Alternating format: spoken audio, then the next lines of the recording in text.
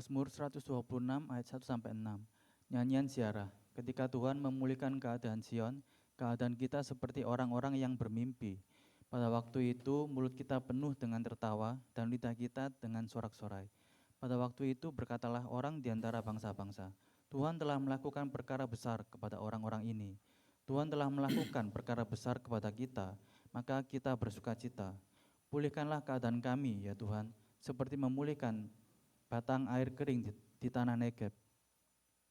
Orang-orang yang menabur dengan mencucurkan air mata akan menuai dengan sorak-sorai. Orang yang berjalan maju dengan menangis sambil menabur benih pasti pulang dengan sorak-sorai sambil membawa berkas-berkasnya. Amin. Selamat siang. Ya, bagaimana kabarnya sepanjang minggu ini? Baik ya. Ya, saya sudah melayani jemaat Indonesia di Ansan selama 15 tahun. Namun karena masalah yang dialami anak saya menghentikan pelayanan tersebut dan mengambil masa sabatikal selama sekitar 6 bulan. Nah, setelah itu saya beralih ke pelayanan penginjilan bagi orang Muslim. Karena di antara pekerja orang Indonesia yang masuk ke Korea, 90% adalah orang Muslim.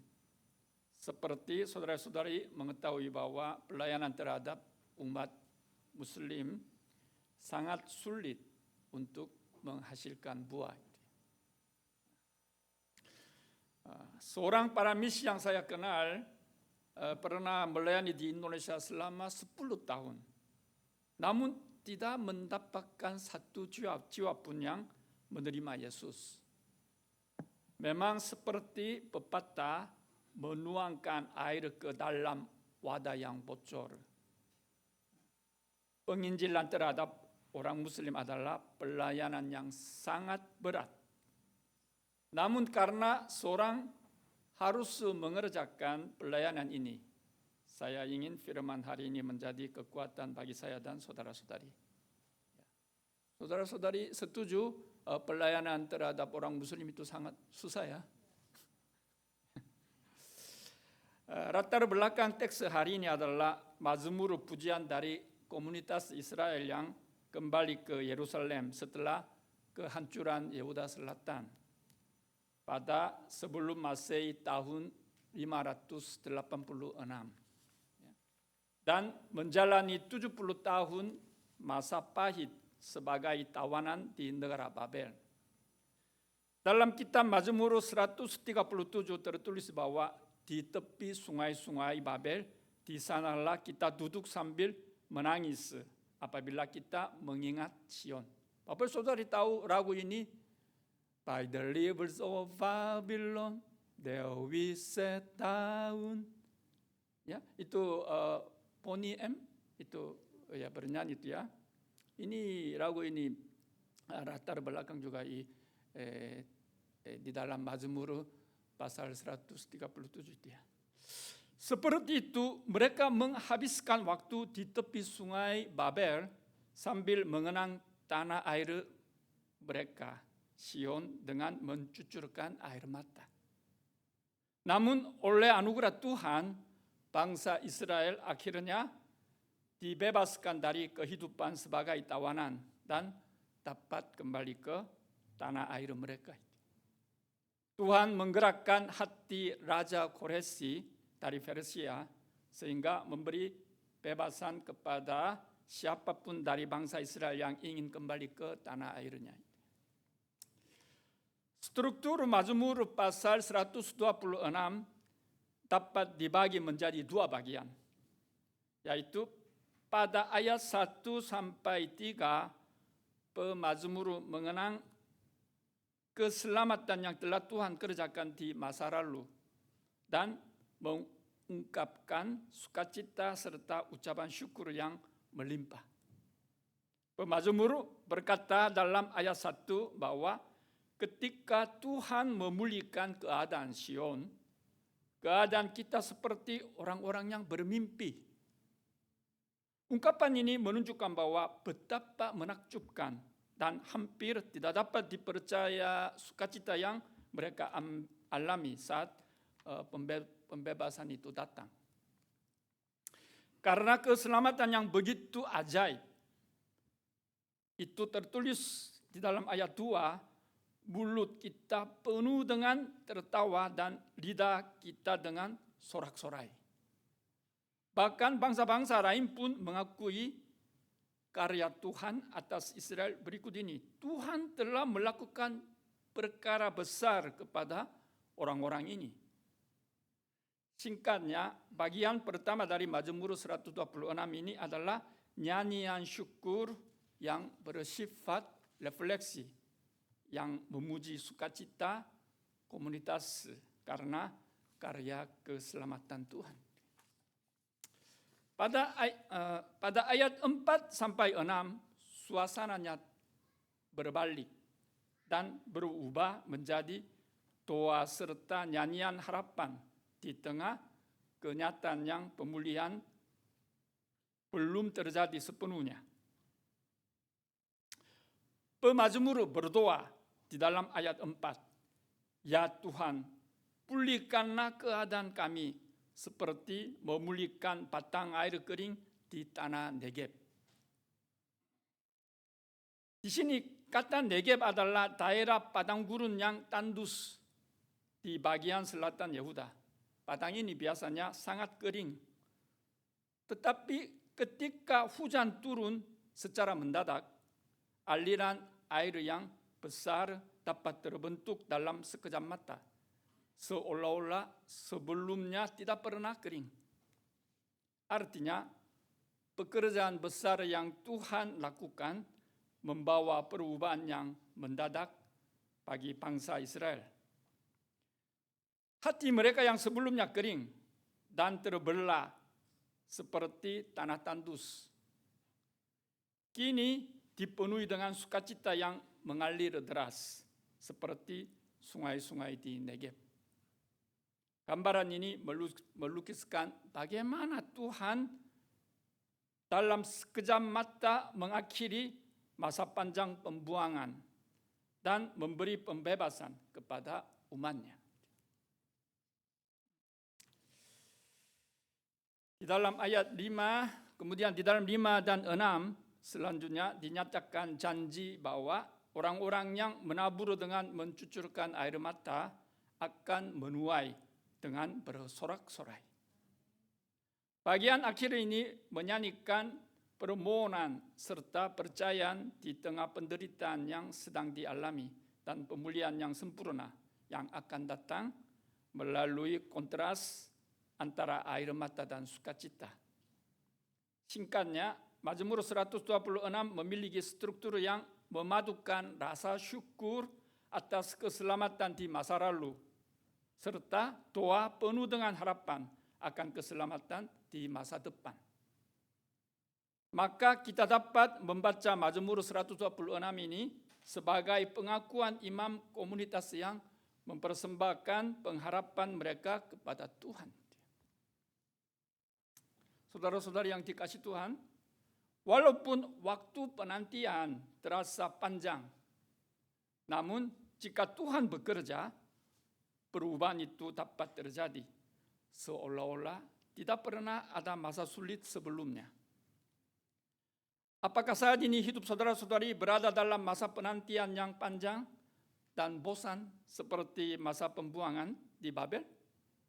Apakah saudara-saudari sedang lalui masa sulit karena masalah pernikahan, masalah pekerjaan, masalah hubungan dengan orang lain, masalah ekonomi, masalah kesehatan, dan kesepian? Apakah kenyataan yang saudara-saudari hadapi terasa begitu berat, sehingga seperti menjalani 70 tahun masa pembuangan di Babel?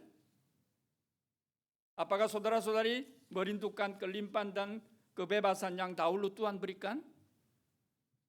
Jika demikian, tetaplah menunggu dengan penuh pengharapan. Jangan menyerah pengharapan. Karya Tuhan pasti akan dinyatakan. Ketika waktunya genap, Tuhan pasti akan menggenapi janjinya. Amin, saudara-saudari. Namun untuk dapat merasakan anugerah Tuhan yang datang secara mendadak, harus ada masa menabur dengan mencucurkan air mata, seperti yang disebutkan dalam ayat 6, ayat 5. Hanya setelah melalui proses ini, barulah kita dapat melihat Tuhan menggenapi janjinya. Dan akhirnya menuai buah dengan sukacita yang besar. Masa umat Israel menabur benih adalah masa pembuangan. Mereka menabur benih dengan tekun di tengah rasa sakit dan kekhawatiran. Dalam kondisi yang sangat sulit, mereka tetap menabur benih dengan kesabaran sambil memandang masa depan yang mulia. Karena itu, akhirnya mereka menikmati buah yang Tuhan berikan, yaitu Israel menikmati keselamatan ketika dibebaskan dari pembuangan di Babel. Kalau begitu, apa arti menabur benih dengan mencucurkan air mata? Yang pertama, itu berarti mencucurkan air mata buat pertobatan. Ini adalah air mata yang tercurah karena penyesalan dan duka cita atas dosa-dosa masa lalu. Air mata yang tercurah terjadi saat mereka menyadari dosa ketidaktaatan, penyembahan berhala, dan menjauhi dari Tuhan. Salah satu contoh doa seperti ini adalah doa Daniel yang dipanjatkan di negara Babel. Coba kita membaca kitab Daniel pasal 9 ayat 3-7.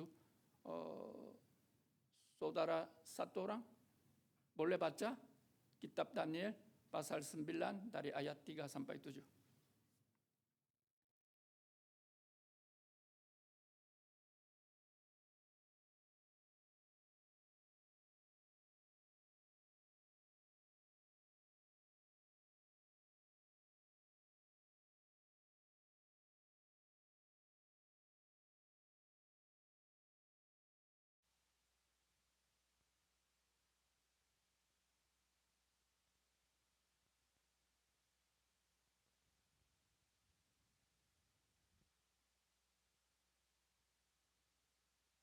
Terus sampai ayat 7.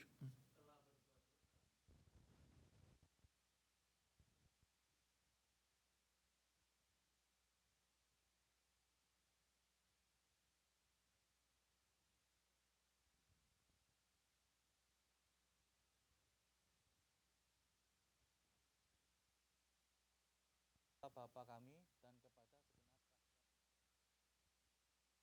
Tuhan, Engkaulah yang benar, tetapi patutlah kami malu seperti pada hari ini. Orang Israel, mereka yang dekat dan mereka yang jauh di segala negeri, kemana Engkau telah membuang mereka, oleh karena mereka berlaku murtad. Terima kasih. Doa Daniel inilah yang menggambarkan dengan tepat sosok orang yang menabur dengan mencucurkan air mata. Umat Tuhan yang setia mengetahui dengan jelas kenapa mereka menjadi tawanan di Babel. Alasannya mereka telah berdosa di hadapan Tuhan. Karena itu, satu-satunya jalan untuk memperoleh keselamatan dari Tuhan adalah memohon anugerah Tuhan dan belas kasihannya melalui doa pertobatan yang sungguh-sungguh. Tidak ada jalan pemulihan lain selain doa pertobatan yang sejati. Maka menabur dengan mencucurkan air mata berarti bersandar hanya kepada Tuhan, bertobat dari segala dosa masa lalu, dan berdoa dengan berpegang teguh pada iman. Bahkan meskipun keadaan tampak mustahil, doa seolah-olah tidak dijawab, dan hatinya dipenuhi duka cita, namun tetap berdoa sambil memandang kebaikan Tuhan yang sanggup melakukan hal-hal yang menakjubkan. Pemazmur menegaskan bahwa siapapun yang menabur benih doa dengan air mata pasti akan kembali dengan sukacita sambil membawa berkas-berkasnya. Yang kedua, menabur sambil mencucurkan air mata berarti terus melakukan apapun yang dapat lakukan di hadapan Tuhan saat ini. Meskipun tampak kecil. Bahkan saat seolah-olah tidak dapat melakukan apa-apa, saling menguatkan agar tetap memiliki pengharapan. Merupakan tindakan menabur benih juga itu. Belajar dengan tekun sesuai talenta yang Tuhan berikan untuk mempersiapkan diri agar mencapai tujuan tertentu, itu pun juga merupakan penaburan benih untuk masa depan. Terus memberitakan Injil dengan kata-kata dan tindakan yang lembut sehingga menanamkan iman kepada keluarga dan sesama juga merupakan penaburan benih. Dengan kata lain, ketika kita tidak menyerah dalam masa-masa sulit dan terus berlari menuju ke tujuan, itulah yang disebut menabur benih. Ketika kita mulai dari hal-hal kecil yang dapat kita lakukan dan mentaati Tuhan, itu adalah tindakan yang menabur benih. Arti dari kata berjalan maju dengan menangis ialah bekerja dengan menangis sambil memegang kantong benih. Di sini kata berjalan maju dengan menangis menggunakan bentuk kanda infinitif dalam bahasa Ibrani halok elek yang menekankan kelanjutan suatu tindakan. Artinya berjalan maju dengan menangis bukanlah tindakan sekali saja, melainkan tindakan yang berulang-ulang dan berkelanjutan. Hal ini menggambarkan bahwa menabur benih adalah pekerjaan yang membosankan karena hasilnya tidak langsung terlihat. Apalagi pekerjaan yang harus dilakukan terus-menerus sehingga bisa lelah dan membuat menteteskan air mata. Namun orang yang setia tidak menyerah dan tetap menabur benih terus-menerus. Ketika saya meninggalkan pelayanan Jemaat IC Ansan dan beralih ke pelayanan kepada orang Muslim, saya sering merasa seperti memukul batu dengan telur. 계란으로 바위치기. Saat saya berbicara dengan orang-orang Muslim, mereka sering membantah dengan mengatakan bahwa bagaimana mungkin Tuhan memiliki seorang anak? Atau Yesus hanyalah salah satu nabi, bukan Tuhan. Dan mereka menekankan bahwa hanya Allah yang mereka sembah adalah Allah yang sejati. Terlebih lagi mereka mencoba membujuk saya untuk menjadi orang Muslim. Di kawasan multikultural Ansan ada sebuah toko makanan Indonesia dan toko ponsel di samping Bank Uri. Di tempat itu banyak orang Muslim yang datang dari Indonesia mengelilingi saya, lalu membantah apa yang saya katakan dan membela agama Islam itu. Meskipun begitu, saya tetap menyampaikan Injil sampai tuntas. Dan bagi orang-orang yang ingin belajar bahasa Korea, saya mengundang mereka ke kantor saya untuk mengajar bahasa Korea serta memberitakan Injil. Di dalam Alkitab, di setiap zaman selalu ada orang-orang yang menabur benih dengan menangis di zaman mereka. Karena mereka Tuhan yang menguasai sejarah membiarkan generasi berikutnya menuai hasil 3 kali, 6 kali, dan 100 kali lipat. Di Korea juga demikian. Karena nenek moyang kita yang beriman menabur benih dengan mencucurkan air mata. Banyak gereja didirikan tanah ini. Dan gereja Korea sekarang menjadi gereja yang ikut ambil bagian dalam misi global. Bagi mereka yang berharap dan bermimpi sambil bersandar pada janji Tuhan, Allah pasti menepati janjinya. Ketika mereka mencucurkan air mata dalam pertobatan dan berdoa untuk melawan doa sampai mencurahkan darah, Tuhan menjawab atas doa tersebut. Dari sudut pandang manusia, pemulihan sering terlihat mustahil. Kondisinya sangat sulit. Dan selama bertahun-tahun tidak ada perubahan dalam kesulitan. Namun jika Tuhan menyertai, semua hal yang tampak mustahil dapat berubah seketika. Dan segalanya dipulihkan. Contohnya, bait Allah yang telah runtuh karena serangan Babel, tampak mustahil untuk dibangun lagi. Tetapi dengan pertolongan Tuhan, bangsa Israel bersabar dan tekun membangun kembali dengan batu demi batu. Akhirnya bait Allah dapat didirikan kembali. Hal ini tercatat dalam kitab Hagai pasal 2. Inilah pola kerja Tuhan dan kelimpahannya.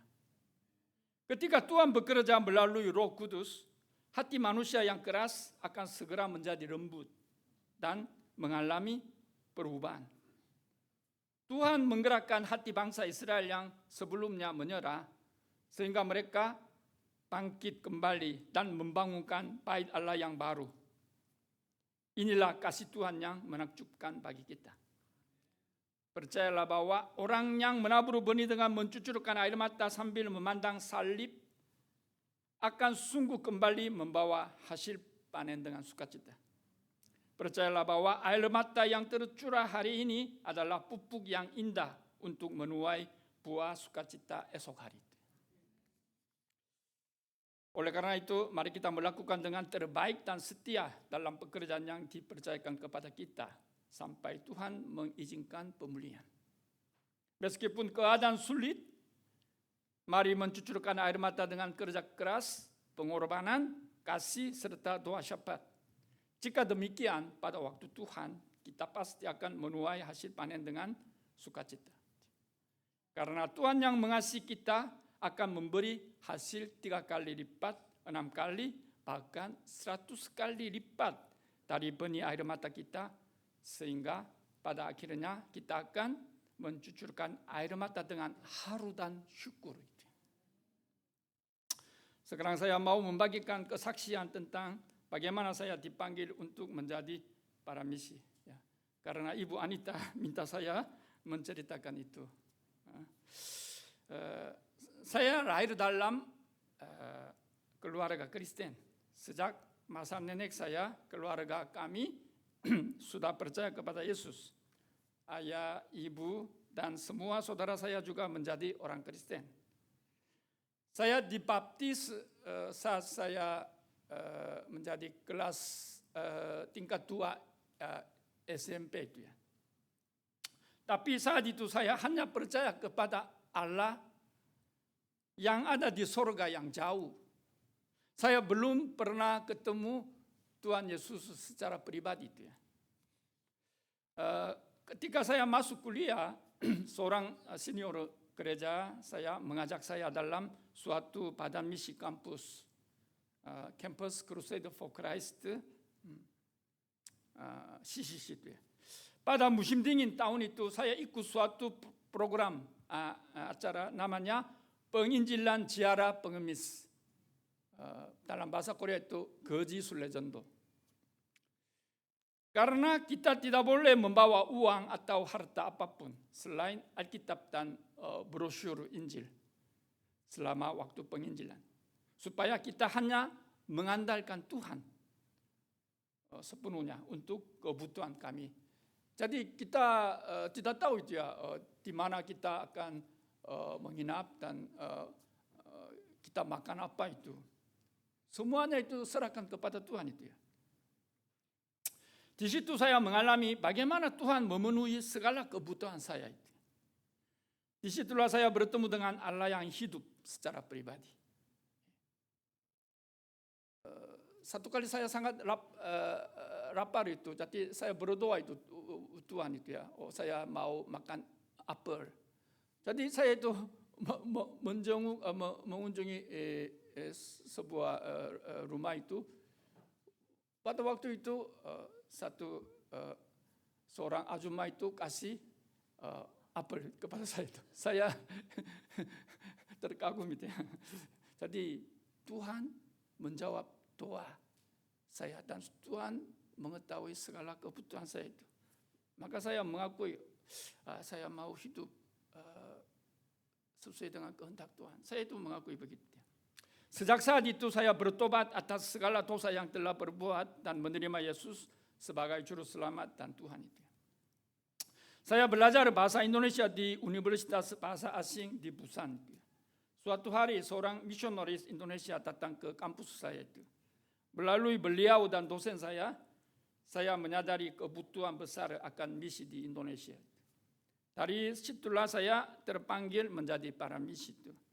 Setelah lulus universitas dan menyelesaikan wajib militer, saya menikah dengan istri saya dan berangkat ke Malaysia untuk misi jangka pendek selama 2 tahun. Setelah itu saya mengikuti pelatihan misi di GMTC, Global Missionary Training Center, kemudian diutus oleh Badan Misi OMF itu, OMF itu Overseas Missionary Fellowship itu, dan pergi ke negara Thailand, bukan Indonesia itu. Saya sebenarnya itu mau ke Indonesia, tapi visanya tidak dikeluar itu. Maka saya terpaksa dikirim ke Thailand Selatan, di mana ada suku Muslim Melayu. Saat saya mulai pelayanan, anak saya Jungseng kena penyakit autisme. Karena itu keluarga saya terpaksa kembali ke Korea. Setelah pulang ke Korea, saya melayani di kantor pusat Badan Misi OMF Korea sambil melatihkan calon para misi itu ya. Alasannya yang saya harus kembali ke Korea bukan karena hanya masalah anakku, tetapi juga bagian dalam diri saya yang belum siap sebagai seorang misionari. Saya menyadari begitu ya. Karena itu saya mundurkan diri dari lembaga misi OMF lalu masuk ke seminari itu, teologi itu. Sambil belajar teologi, melayani anak-anak autisme seperti anak saya di gereja Namsul Ene itu. Setelah melayani selama 7 tahun di gereja Namsul Ene, Tuhan memberi kesempatan untuk menggembalakan orang-orang Indonesia di IC Ansan itu. Pada saat itu saya tidak dapat mengungkapkan betapa bersyukur kepada Tuhan. Ya. Karena dengan tetap mempercayai Tuhan dan melakukan yang terbaik dalam tugas yang telah diberikan kepadaku, akhirnya saya memperoleh kesempatan untuk terlibat dalam misi bagi orang Indonesia itu. Meskipun bukan di Indonesia, melainkan di dalam negara Korea ini. Mulai tahun 2010 hingga tahun lalu 2024, saya sudah melayani jemaat Indonesia sekitar 15 tahun di IC Ansan. Dan sekarang saya beralih kepada pelayanan untuk melayani para Muslim yang berasal dari Indonesia dan Malaysia itu. Ya, jadi saya baru 5 bulan yang lalu saya membuka konsultasi Indonesia itu, pusat konsultasi Indonesia, dan sedang saya mengajar bahasa Korea bagi mereka dan juga membantu kesulitan mereka itu. Sekarang saya akan menampilkan secara singkat isi pelayanan yang telah saya lakukan di dalam IC Ansan dan yang sedang saya lakukan melalui PPT. Lalu saya akan menutup khotbah hari ini. Boleh itu sekarang bisa? Iya. Oh ya, ini hari Minggu itu ibadah sekitar 30 orang itu berkumpul dan kita beribadah setiap hari Minggu pada jam 11 itu. Ya, kemudian kita hari Sabtu malam kita berkumpul bersama dan berdoa doa malam itu ya. Ya, ini juga hampir 10 orang ya berkumpul dan berdoa malam itu. Ya. Kemudian ya, ini setelah ibadah itu di jemaat IC Ansan ada 4 kelompok sel itu. Jadi setelah ibadah itu mereka berkumpul di kafe atau di dalam tempat ibadah itu mereka saling membagikan hal-hal yang terjadi sepanjang minggu itu, dan juga mereka memohon doa dan juga ya membagikan firman Tuhan juga itu.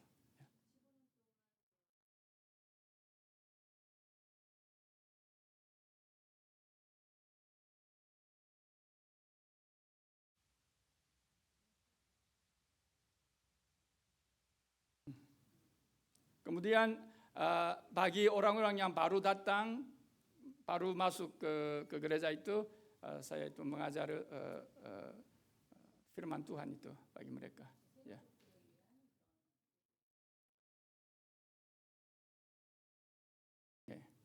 Dan juga ada orang yang baru datang ke gereja itu, tapi belum dibaptis itu, jadi saya itu membaptiskan itu orang.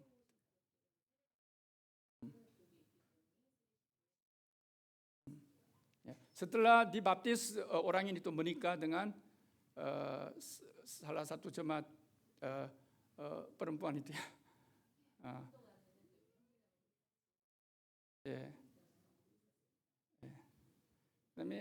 Di gereja kita, di gereja kami ada shelter itu, shelter. Karena jemaat Indonesia datang Sabtu malam, mereka menginap di shelter, dan kemudian Sabtu pagi mereka beribadah dan ikut kelompok sel, kemudian sore itu mereka pulang ke pabrik.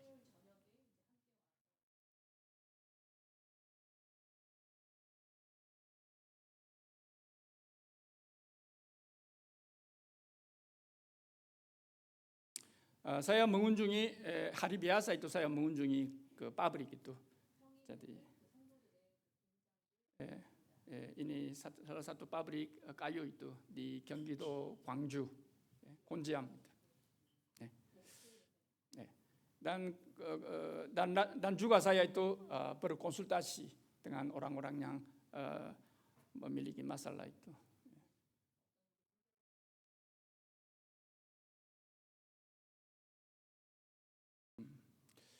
Dan juga salah satu pelayanan saya itu membantu secara medis itu. Jika ada orang yang sakit, saya membawa mereka ke rumah sakit itu, ya, mengantarkan ya.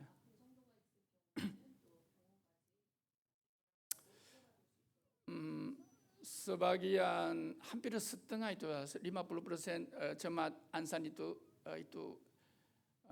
swasta, bukan orang resmi itu. Jadi mereka tidak ada kartu asuransi.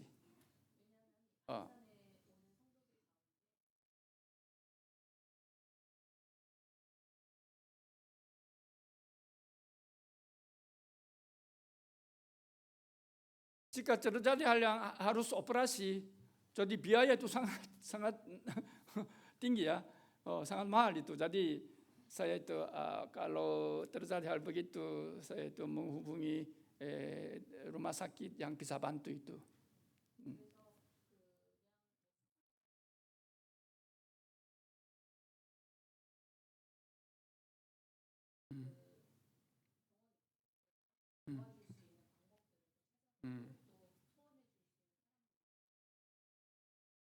Jadi biaya operasi hampir 90% itu dikasih potong, dan juga mereka hanya bayar 10%.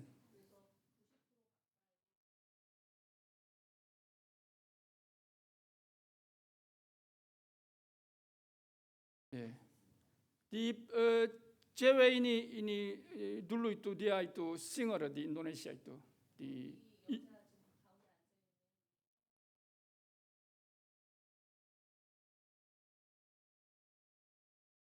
tapi dia itu kena kanker itu di buah dada itu.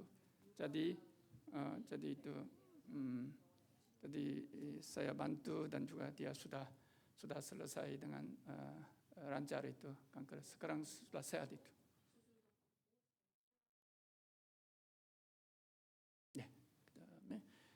kami itu kadang-kadang menginjili di taman di dalam Ansan itu. Jadi ya, karena itu penginjilan secara langsung tidak bisa itu ya kepada orang Muslim. Jadi kami itu sambil bernyanyi itu kita memberitakan Injil juga itu.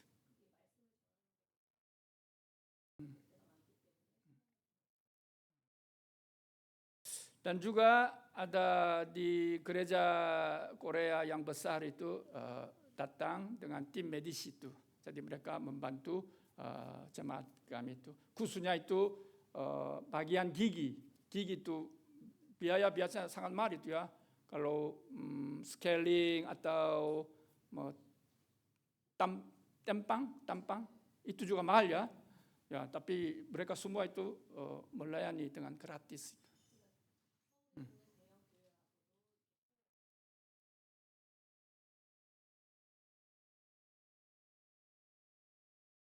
Dan musim semi atau musim gugur kami ke ibadah Padang itu. Jadi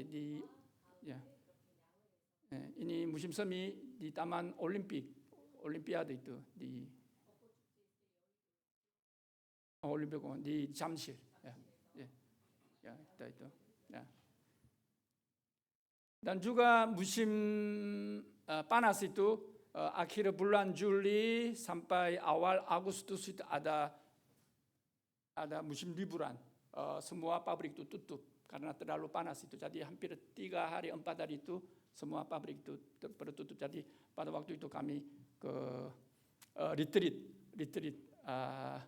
ke di sini Busan Taejongdae. Kami sewa bis dan juga dari Ansan sampai ke Busan kita 3 hari 4 malam. Ya, kita mengelilingi semua tempat daerah yang terkenal itu. Jadi kita Taejongdae, Haeundae, Songdo, Gamcheon, Dadaepo, ya kita semua tempat itu. Mereka sangat suka itu ya mereka. Sangat berterima kasih itu mereka. Belum pernah ke Busan itu. Jadi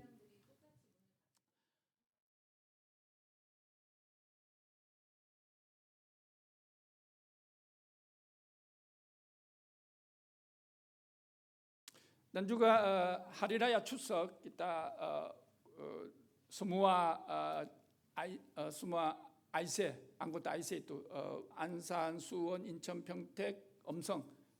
IC itu ada 5 cabang itu ya, 5-6 cabang gereja itu. Jadi mereka berkumpul bersama dan mengadakan retreat 2 malam 3 hari itu.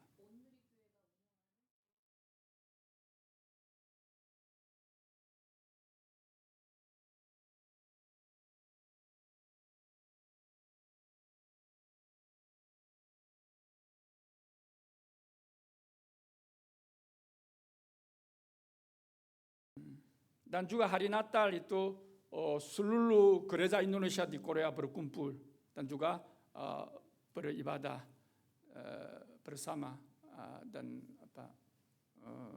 menyenangkan suasana hari Natal itu. Jadi pada waktu itu duta besar Indonesia juga datang dan juga mereka juga mendukung dan juga ya ikut acara bersama itu.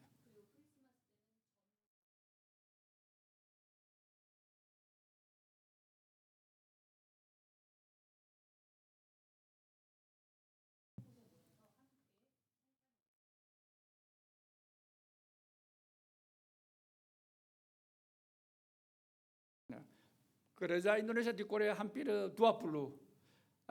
Tapi gereja Yeon belum masuk ya, PGIK ya. Ya mudah-mudahan nanti gereja Yeon juga bergabung nanti bersama ibadah ikut acara bersama itu. Ya.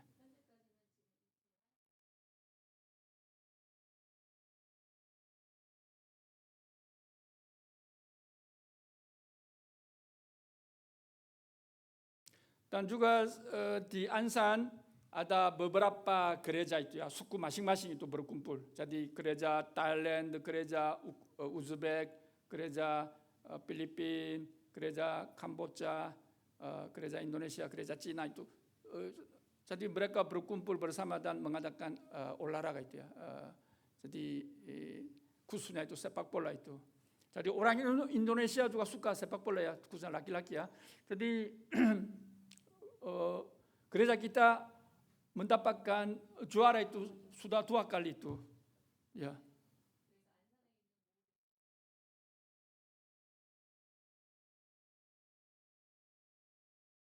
Ya. Ya. Ya. Biasanya tim Indonesia agak lemah itu, tapi di dalam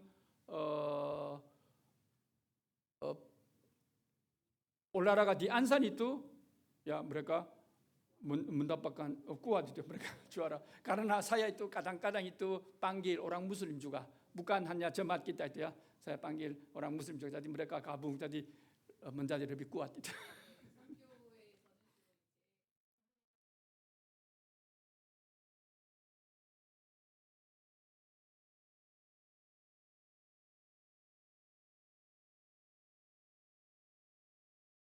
Dan juga kami kadang-kadang melayani di daerah sekitar gereja kami itu. Jadi itu setelah ibadah itu membersihkan jalan-jalan itu.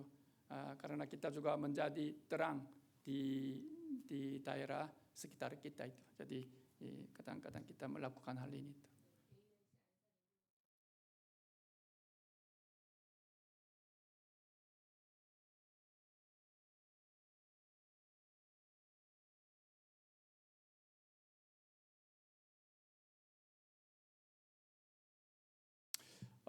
Biasanya jemaat kita tinggal di Korea 3 tahun atau 4 tahun 10 bulan, atau mungkin ada orang yang sampai 10 tahun juga ada itu. Tapi biasanya mereka 3 tahun kemudian itu pulang ke tanah air mereka itu. Jadi saya itu mengunjungi mereka. Setelah itu mereka pulang 2 tahun sekali atau 3 tahun sekali saya mengunjungi ke sana dan juga mengadakan retreat juga di situ. Jadi teman-teman sangat suka. Dan di Korea saya melayani jemaat Aisyah, tapi di Indonesia mereka itu melayani saya itu. Saya sangat berterima kasih ya. Mereka jemput dari bandara itu dan kemudian mereka terus mengantarkan saya ke mengelilingi rumah mereka masing-masing dan juga menjamukan dan menyiapkan tempat tidur juga. Sangat saya itu dilayani itu di situ.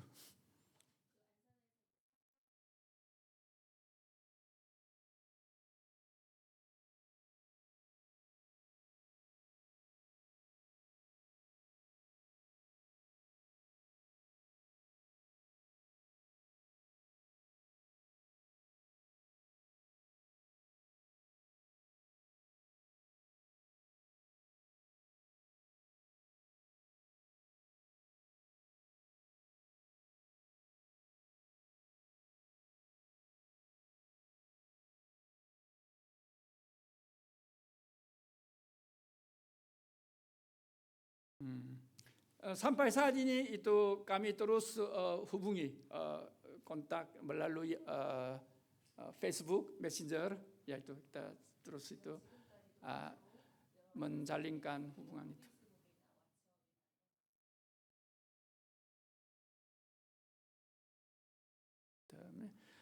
Kadang-kadang gereja Korea itu mengunjungi ke Ansan itu ya untuk melihat situasi multicultural itu. Jadi saya itu membawa mereka ke masjid. Karena itu orang Korea biasanya kalau orang Islam mereka tanpa alasan itu takut, merasa takut itu ya. Jadi biasanya Muslim seperti orang biasa itu ya, seperti kita. Bukan hanya semua itu orang teroris itu ya. Jadi itu saya itu membawa mereka itu ke masjid. Kalau begitu orang Muslim juga menjamu kita itu ya dengan makanan dan juga buah itu mereka kasih itu, dan teh juga. Jadi kita sambil berobrol. Bukan itu argumentasi yang sengit itu ya. Bukan saya itu membela agama Kristen atau mereka itu membela agama Islam. Bukan begitu, kena saling berkomunikasi bagaimana hidup di Korea, ada masalah apa itu bertanya dan juga mereka menjawab. Jadi itu kita semacam persekutuan itu juga itu.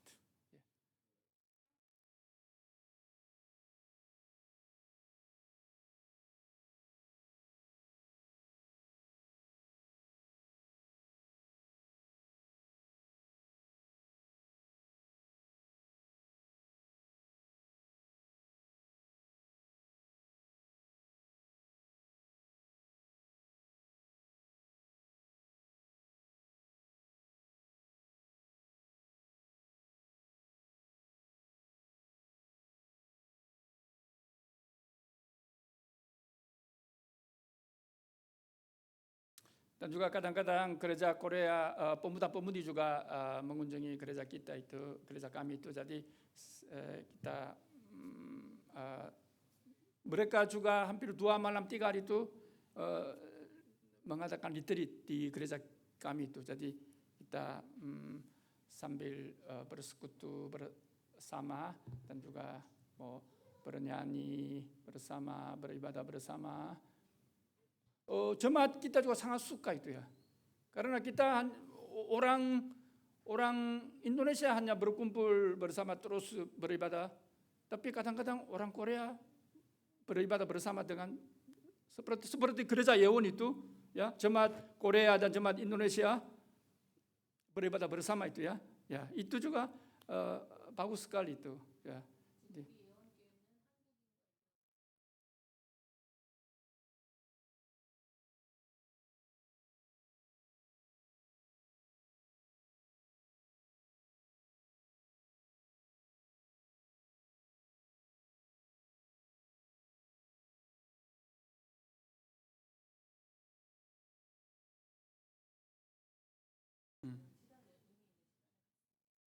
Khususnya pemuda-pemudi Korea datang lebih suka itu.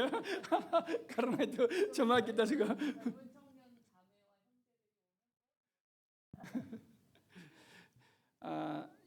dan juga IC Ansan juga sebenarnya itu belum mandiri itu ya, tapi gereja kita juga tetap mendukung misionari di Indonesia atau jemaat yang sudah pulang ke Indonesia dan mereka di situ belajar teologi dan menjadi pastor atau pendeta itu, ya kita mendukung itu ya.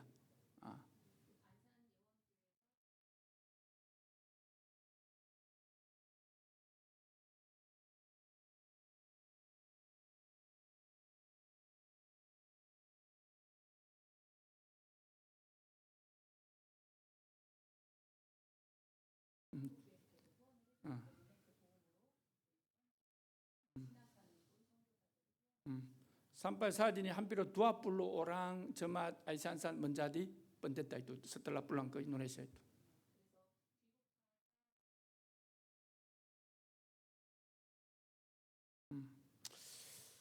Ya, sekarang saya itu buka pusat konsultasi Indonesia di Ansan itu ya. Jadi sekarang saya itu melayani hal ini itu.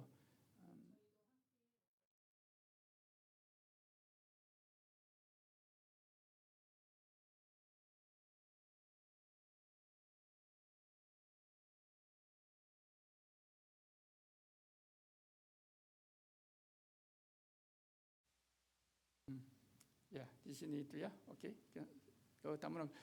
Saya sedang mengajar bahasa Korea itu kepada orang Malaysia dan orang Indonesia itu. Mereka itu semua itu orang Muslim itu ya. Ya.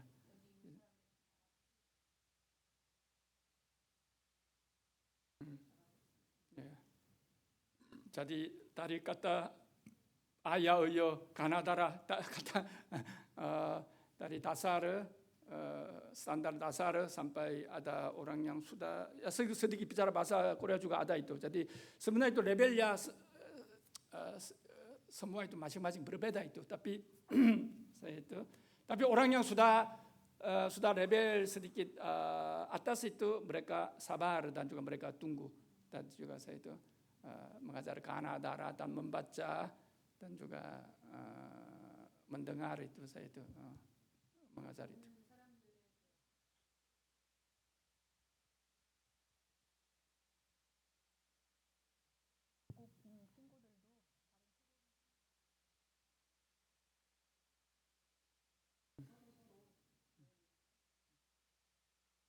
Dan juga kata-kata saya itu menginjil itu di bawah kantor saya itu ada banyak orang Muslim itu berkumpul itu. Jadi saya itu dibuat gempang, ini roti itu ya, gempang dan juga tisu basah dan juga traktat penginjilan brosur 4 hukum rohani itu jadi saya itu membagikan.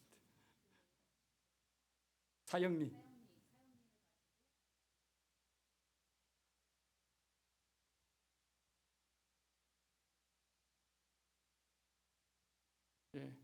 Jadi di bawah itu di samping di depan itu toko HP itu ya, dan ponsel itu ada beberapa orang berkumpul.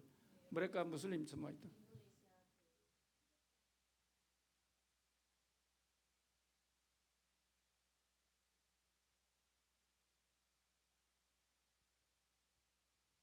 Mereka sering itu minum alkohol itu ya. Sebenarnya itu minum alkohol haram itu ya bagi orang Muslim, tapi mereka terus minum.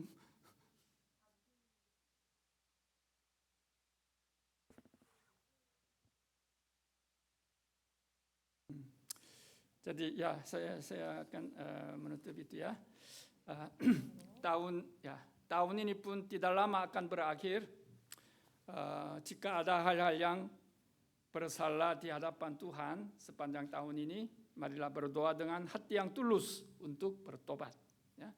Dan laksanakan satu persatu hal-hal yang dapat saudara-saudari lakukan di tempat saudara-saudari berada dengan tekun. Pada waktu Tuhan, semua perbuatan yang saudara-saudari lakukan pasti akan membuahkan hasil itu. Terkadang pasti akan ada masa-masa sulit di mana saudara-saudari ingin menyerah. Namun dengan memandang salib Tuhan, bersabar sampai akhir, dan menabur benih doa, benih kasih, serta benih keadilan, pasti akan datang saatnya saudara-saudari menuai hasil itu. Jika saudara-saudari sendiri tidak menuai pada waktunya, anak-anak saudara pasti akan menuai buah dari benih tersebut. Ini saya yakin itu ya. Menabur harapan sambil memeluk penderitaan adalah tindakan iman yang paling dewasa. Semoga kita semua menabur benih iman dengan sebaik-baiknya, sehingga pada waktunya Tuhan kita dapat menuai hasil yang berlimpah-limpah. Dalam nama Tuhan Yesus Kristus, saya memberkati saudara-saudari. Amin. Ya, mari kita berdoa bersama-sama ya. Ya Tuhan, tahun ini tidak lama akan berakhir. Saat kami menoleh kembali pada tahun yang telah lalui, jika ada kesalahan di hadapan-Mu, biarlah air mata pertobatan tercurah, dan biarlah kami tetap menetap-Mu, Tuhan yang akan memulihkan kami, sambil menyiapkan satu persatu hal-hal yang dapat kami lakukan di tempat kami berada saat ini. Meskipun mungkin ada perjalanan penderitaan yang berat, biarlah kami bersabar dan tekun menabur benih iman, pengharapan, dan kasih. Biarlah kami tidak menyerah dan tetap bertekun sambil menantikan hari Tuhan, di mana Tuhan akan membalas dengan 30 kali, 60 kali, 100 kali lipat. Kami berdoa dalam nama Tuhan Yesus yang sanggup memulihkan hidup kami. Haleluya. Amin. Tuhan memberkati kita semua.